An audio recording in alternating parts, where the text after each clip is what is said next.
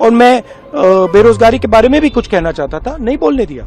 जहां डेमोक्रेसी में ऑपोजिशन की जगह होती है और सरकार की जगह होती है, यहां पे ऑपोजिशन की जगह है ही नहीं। प्रधानमंत्री जी ने कुंभ मेला के बारे में बोला। माननीय सदस्यगण, आप सबसे अपेक्षा की जाती है कि आप सदन की मर्यादा और शालीनता के उच्च मापदंडों को बनाए रखें। सदन में मेरे संज्ञान में ऐसी कई घटनाएं हैं जब माननीय सदस्यों के आसन सदन की उच्च परंपराओं मापदंडों के अनुरूप नहीं है। इस सदन में पिता पुत्री, माँ बेटी, पति पत्नी सदस्य रहें।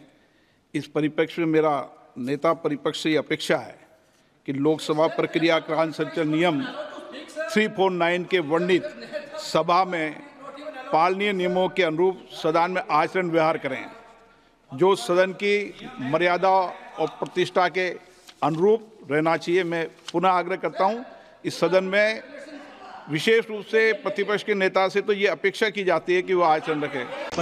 I don't know what is going on, because after he said that, I said, look, as LOP, let me speak. Let me say what he just ran away. So I don't understand what is going on. This is no way to run the house, frankly. I mean, literally, speaker उठ के मतलब एकदम निकल गए, मुझे मतलब एक शब्द नहीं बोलने दिया। और पहले मेरे बारे में कुछ बोलने हैं, वो भी बिल्कुल पता नहीं क्या बोला, अनसब्सटेंशिएटेड। और फिर मतलब मैं खड़ा हुआ, मैंने कहा कि देखिए मुझे बोलने दीजिए, आपने मेरे बारे में कुछ बोला है, घूम कर चले गए और कोई मतलब अर्जन कर दिया, कोई जरूरत नहीं थी।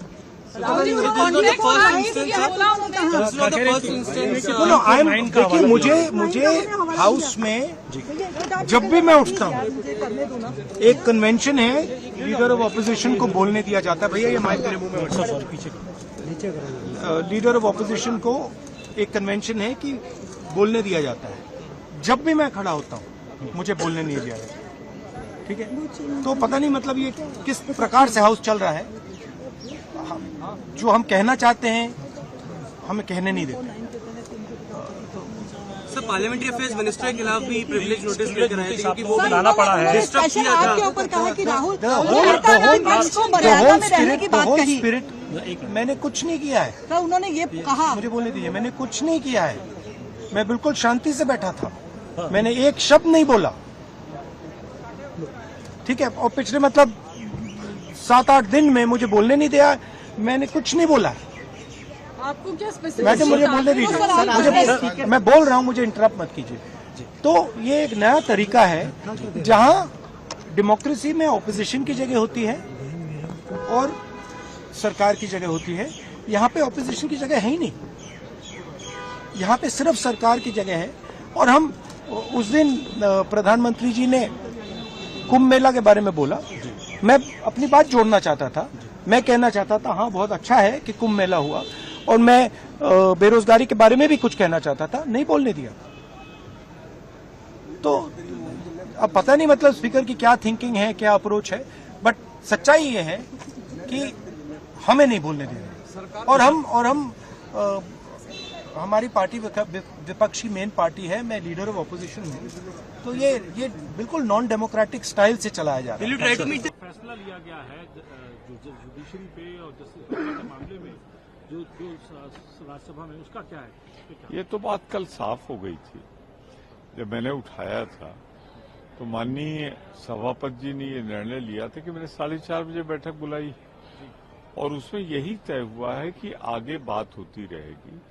LOP और leader of the house Nadda ji सब मिलजुल के हम लोग बात करेंगे और इस पर क्या कदम उठाना है, इस पे आम सहमत बनाएंगे। तो राज्यसभा में तो हो गई, लोकसभा में भी बात बननी चाहिए क्या? भले आप उस सदन के मेंबर नहीं है, लेकिन क्लियर होता है। देखिए, एक हाउस में चलेगी बात, दूसरे में जो एक में होगा, मुझे लगता है चूंकि leader of the house minister हैं, तो उनकी सहमत कलेक्टिव रिस्पांसिबिलिटी मानी जाएगी ना। जब एक मंत्री ने सहमत दी है तो उसने पूरी सरकार की तरफ से सहमत दी होगी ना।